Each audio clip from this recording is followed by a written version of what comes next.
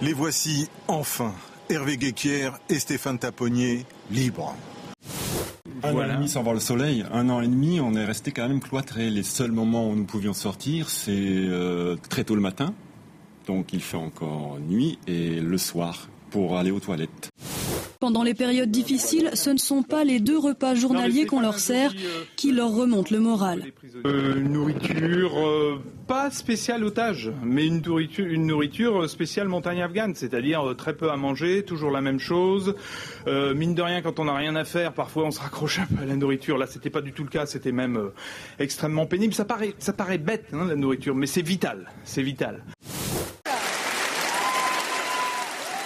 2 regards époustouflés.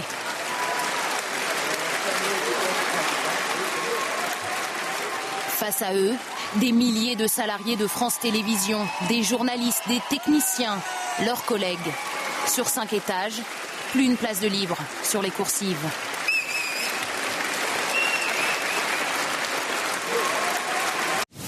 Ce matin, j'ai été doublement motivé pour continuer à faire mon travail de reporter, de journaliste, tout simplement.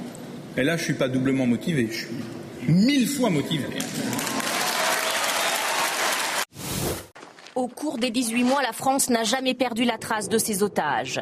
Très vite, ils sont localisés en Kapisa, près du poste avancé français de Tagab. Mais il faudra 1 mois avant d'établir un contact, car les otages sont plusieurs fois transférés d'un groupe taliban local à un autre. Les talibans n'aiment pas du tout les drones. D'abord parce que ça filme, ça photographie.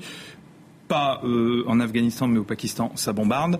Donc dès qu'il y a des drones, ils n'aiment pas du tout. Et apparemment, ça a l'air très efficace parce qu'on a été vu, photographié.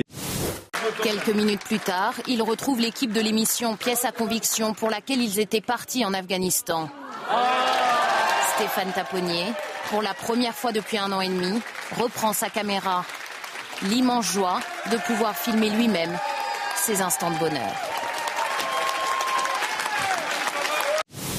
Je voudrais juste dire un truc, parce que ça fait vraiment des semaines que j'y pense.